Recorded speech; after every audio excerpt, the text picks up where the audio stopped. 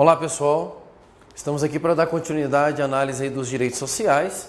Nosso propósito aqui é analisar alguns incisos, aqueles que dependem de uma explicação maior, para que você compreenda o Instituto. Que essa matéria aqui, quando cai em prova, ela geralmente cai o texto constitucional. Então o trabalho de estudo é todo seu. Você tem que ler bastante, do artigo 6º até o artigo 11º, onde geralmente são cobradas questões de prova, onde exploram apenas a troca de letras ou palavras desses incisos aí, tá? E aí com destaque principal o inciso 7º, que é uma matéria relacionada aos direitos sociais dos trabalhadores. É uma matéria muito relevante. Artigo 7º da Constituição.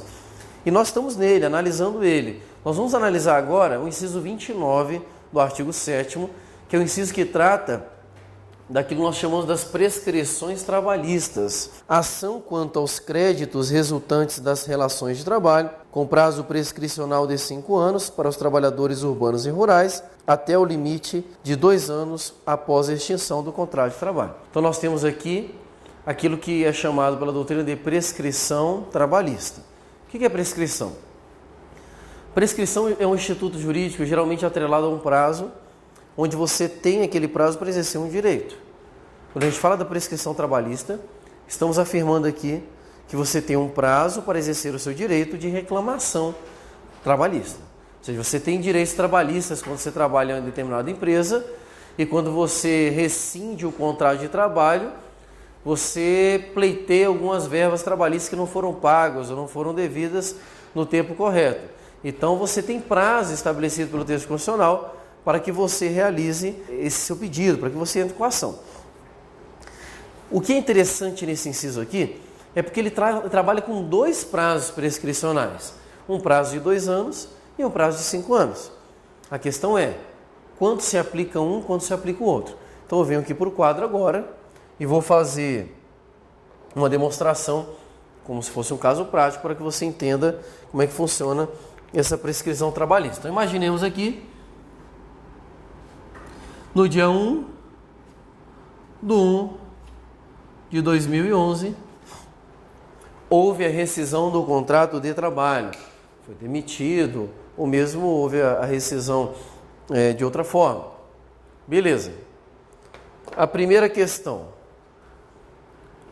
Quanto tempo eu tenho para poder reclamar na justiça meus direitos trabalhistas? Quantos anos eu tenho? A Constituição vai dizer que eu tenho 2 anos para entrar com a ação. Significa dizer que eu só posso entrar com a ação até dia 1/1/2013. Essa é a primeira prescrição, a prescrição de 2 anos. Tranquilo? Segunda prescrição que nós temos, que é de 5 anos, diz respeito ao período que eu tenho direito às verbas trabalhistas.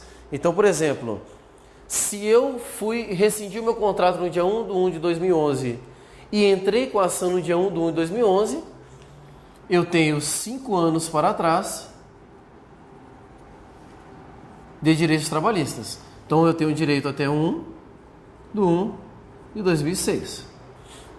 São 5 anos para trás de direito trabalhista. Aqui 2 pontos importantes. Os 2 anos contam-se a partir da rescisão do contrato de trabalho.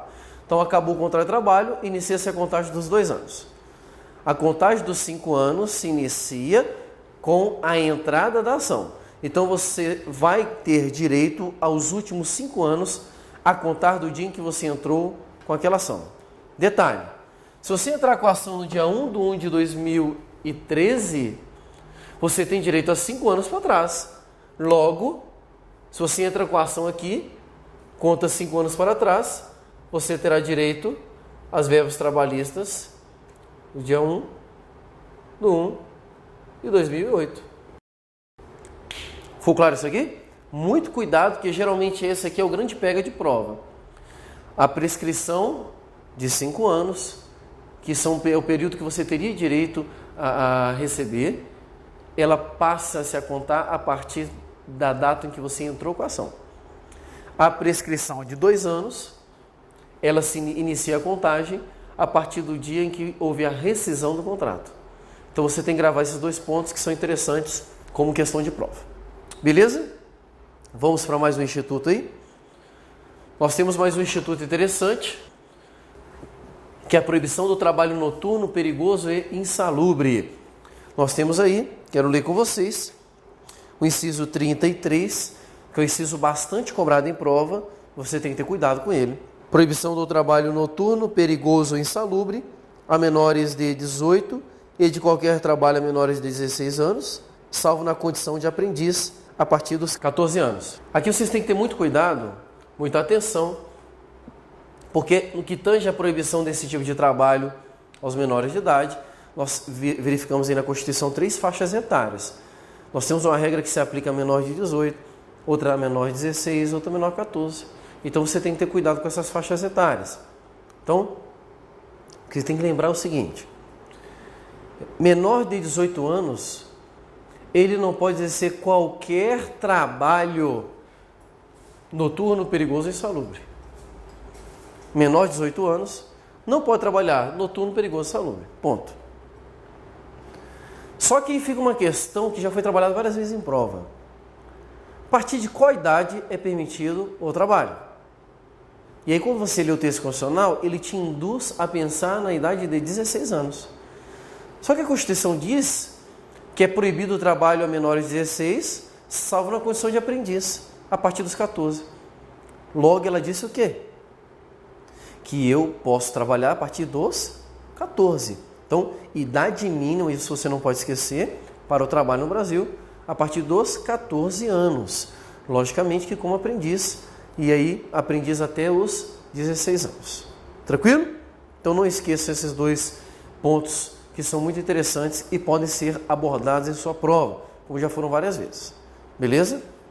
Mas o instituto que nós vamos ver aqui agora, que eu acho muito interessante como questão de prova, é uma questão difícil, está relacionado aos direitos dos trabalhadores domésticos. Então, se você ler o parágrafo único aí, do artigo 7º, você vai entender como é que essa questão é interessante para ser cobrada em prova. São assegurados à categoria dos trabalhadores domésticos os direitos previstos nos incisos 4º, 6º, 8º, 15º, 17, 18, 19, 21, 24, bem como sua integração à Previdência Social. Direitos garantidos aos trabalhadores domésticos que estão previstos no parágrafo único do artigo 7º, mas eles não estão previstos expressamente, eles estão previstos no rol de incisos.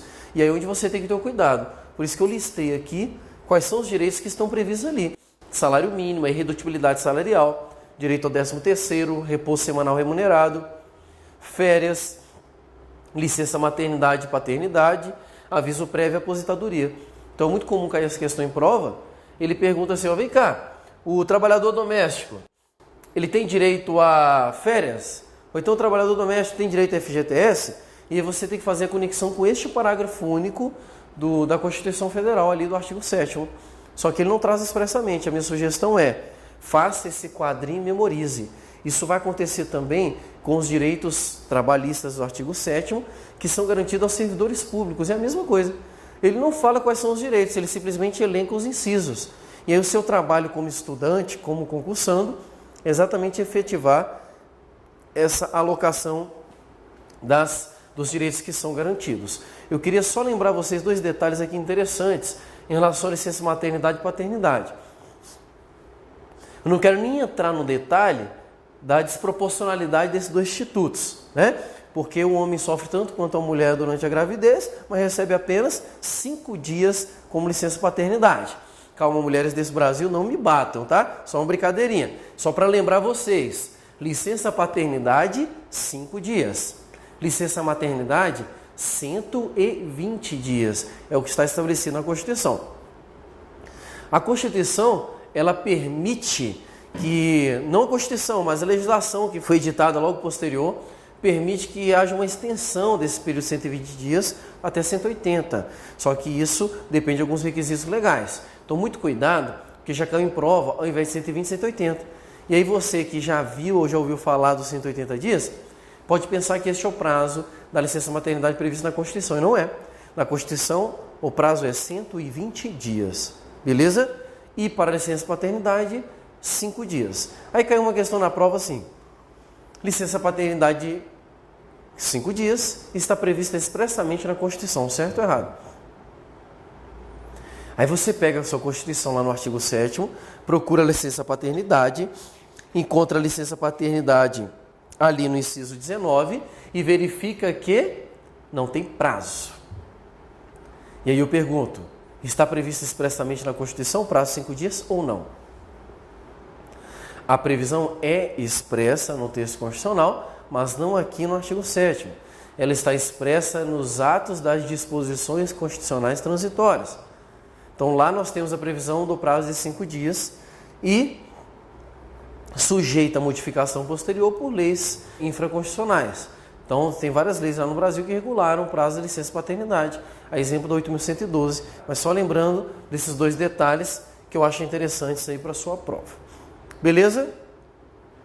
Nós vamos verificar aqui agora os chamados direitos coletivos dos trabalhadores. Eu vou apagar aqui, porque os direitos coletivos dos trabalhadores, nós temos alguns institutos muito interessantes. Aí você me pergunta, Daniel, o que são direitos coletivos dos trabalhadores? São basicamente os direitos relacionados à sua garantia constitucional de associação, de organização. Então são aqueles direitos atrelados à organização dos trabalhadores no que tange ao exercício das suas lutas trabalhistas, né? Formação de sindicatos, criação de associações. Então nós temos algumas regras que quero compartilhar com vocês aqui sobre esses direitos coletivos dos trabalhadores, ok? Então, primeiro instituto que eu quero trabalhar com vocês aí sobre os direitos coletivos dos trabalhadores chama-se pela doutrina de princípio da unicidade sindical. A unicidade sindical, quero que você acompanhe no seu texto constitucional, está prevista aí no inciso 2 do artigo 8º. Inciso 2 do artigo 8º, nós temos aí a unicidade sindical e diz assim, olha, é vedada a criação de mais de uma organização sindical, em qualquer grau, representativa de categoria profissional ou econômica, na mesma base territorial, que será definida pelos trabalhadores ou empregadores interessados, não podendo ser inferior à área de um município. O princípio da unicidade sindical, ele diz que eu só posso ter um sindicato representante da mesma categoria numa mesma base territorial. E aqui você tem que separar as bases territoriais, sempre resguardando a base territorial mínima, segundo a Constituição, é a área de um município. Então nós teríamos aqui, né? Se eu pegar aqui, isso aqui é a área de um município. Quantos sindicatos dos pescadores eu posso ter no município? Por exemplo, né, da cidade onde nós estamos gravando, Cascavel. Só posso ter um sindicato de pescadores de Cascavel.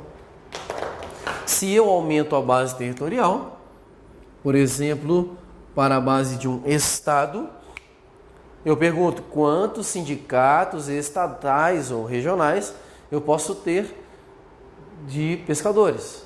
Um em cada região, um em cada estado.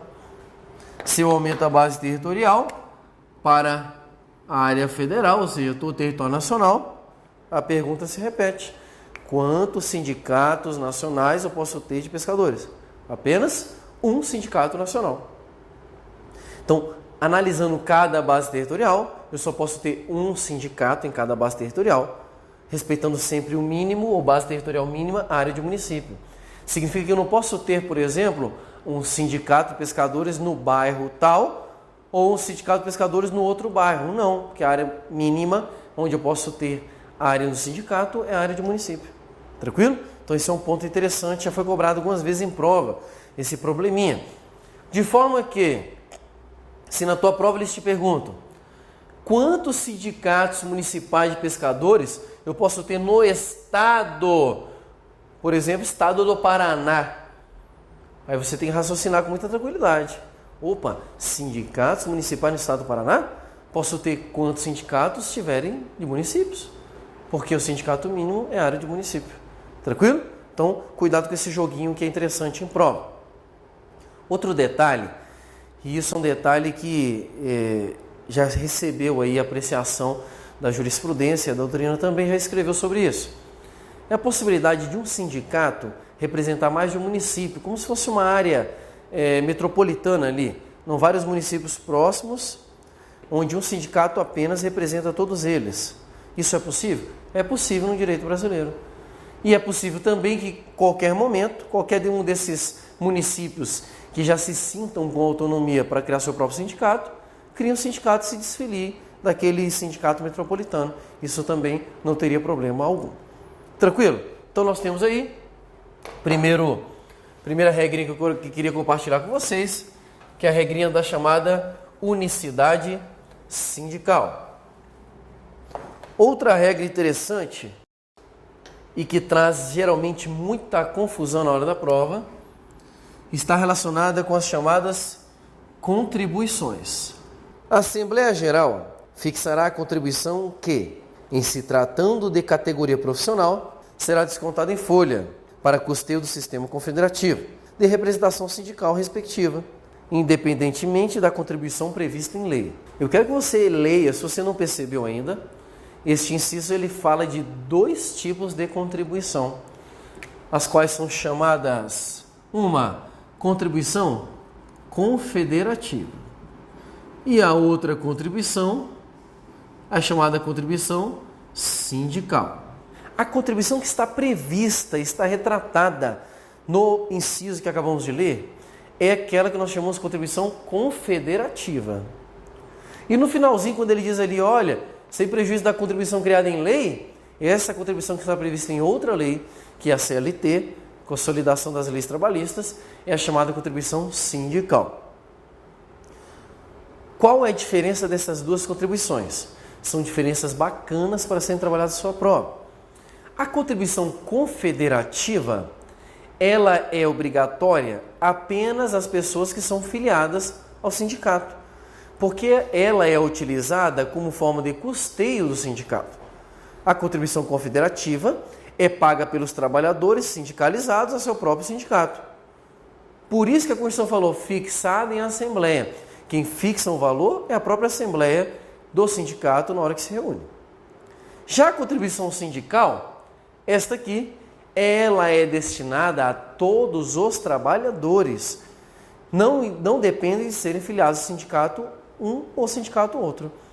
A contribuição sindical, ela na verdade tem natureza tributária e ela não é paga para um sindicato, ela é paga para o Estado, para custear também os gastos com os sindicatos no âmbito nacional. Só que essa contribuição ela é obrigatória a todos os trabalhadores.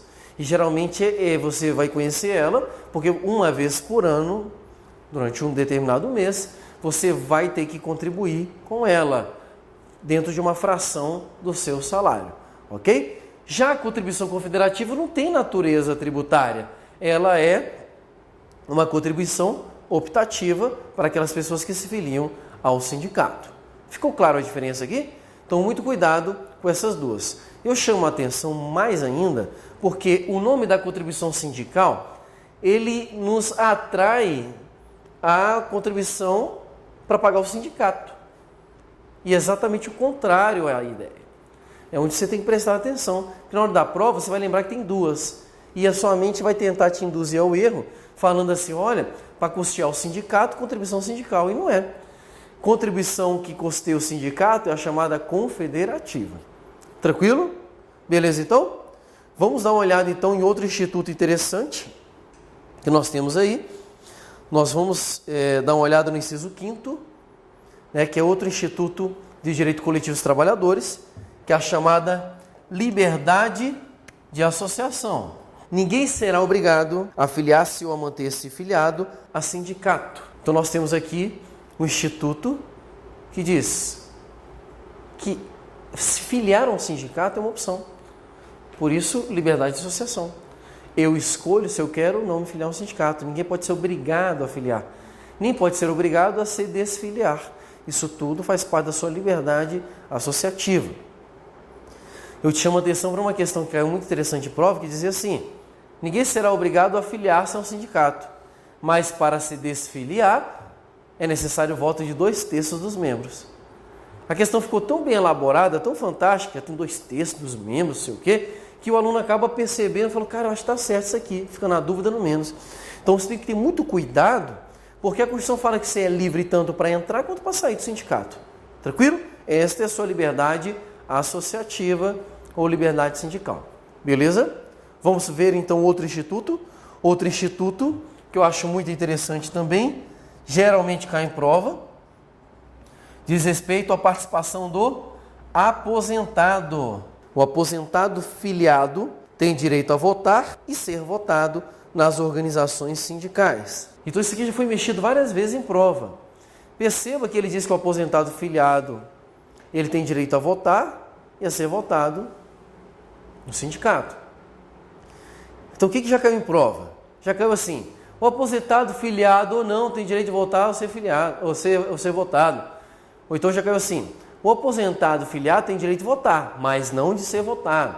Muito cuidado com esses joguinhos de palavras que geralmente são simples, mas só percebe quem lê o texto constitucional. Daí a minha insistência desde o primeiro dia de aula. Você tem que estar lendo o tempo todo a Constituição Federal. E assim você vai conseguir resultado, vai conseguir aprovação em concurso público, ok? Então assista a aula e leia o texto constitucional, para você não perder essas informações que eu te passo aqui, esses detalhes. Tranquilo? Mais uma ideia interessante que nós temos aí no inciso 8º, que é a chamada estabilidade sindical. Nós vamos ver que existe essa garantia ao trabalhador que participa do sindicato dentro da presidência. Olha só o inciso: é vedada a dispensa do empregado sindicalizado a partir do registro da candidatura a cargo de direção ou representação sindical e ser eleito, ainda que suplente, até um ano após o final do mandato, salvo se cometer falta grave nos termos da lei. Então nós temos aqui a regra de proteção, aquele trabalhador que se candidata à presidência do sindicato. Perceba que o início da estabilidade, o início dessa garantia, é o registro da candidatura. Então, se eu tiver 50 trabalhadores que registraram candidatura, esses 50 não podem ser mandados embora, eles estão estáveis. Beleza, eles estão estáveis até quando? Até a eleição. Porque depois da eleição só permanece estável quem foi eleito como presidente. E aí a estabilidade do presidente, ela segue até um ano após o término da sua sindicatura, o término do seu mandato como presidente do sindicato. Ok? Então você tem que estar muito atento a esses momentos de início e de término da estabilidade sindical, que já virou questão de prova isso aqui. Ele te conta uma historinha e pergunta, esse trabalhador poderia ser mandado embora, demitido? E aí você tem que fazer essa análise. Aí eu te questiono, Daniel, essa estabilidade absoluta? É lógico que não. A Constituição deixa claramente aqui que no caso de cometimento de falta grave, essa estabilidade ela não prevalece. Então, cometeu-se falta grave, você pode mandar o trabalhador embora, mesmo ele estando protegido ainda pela estabilidade trabalhista. Ok? Essa parte dos direitos sociais dos trabalhadores, nós não aprofundamos da forma como seria interessante. Primeiro, porque essa matéria ela tem um local próprio de aprofundamento, que é o direito do trabalho, não o direito constitucional. Então, a abordagem que eu te passei aqui sobre direito social, principalmente no que tange ao artigo 7º, ela é uma abordagem à luz do texto constitucional. Ela é superficial, porque no texto constitucional ela só trata de algumas regras. Ela passa a ser aprofundada quando você estuda matérias como direito do trabalho, onde você vai analisar institutos de forma específica. Mas para a sua prova de direito constitucional, basta esta compreensão. A compreensão do texto da Constituição é o suficiente para que você não perca questões de prova. Repito, é interessante que você leia todos os dispositivos, desde o artigo 6º até o artigo 11º, porque nós temos aqui vários incisos que já caíram em provas. E nós não conseguimos aqui, por tempo, trabalhar todos eles ou ler todos eles com vocês. Porque é simples, você vai chegar em casa, você vai ler, você vai olhar a sua Constituição, você não vai ter problema. É só você memorizar o que está previsto ali. Tá? Nós temos várias regras onde tem números, onde tem prazo, você tem que estar prestando atenção para você não perder aquela questão de prova. Tranquilo? Então aqui a gente encerra o estudo dos direitos sociais, beleza? Então nós nos encontramos no próximo bloco.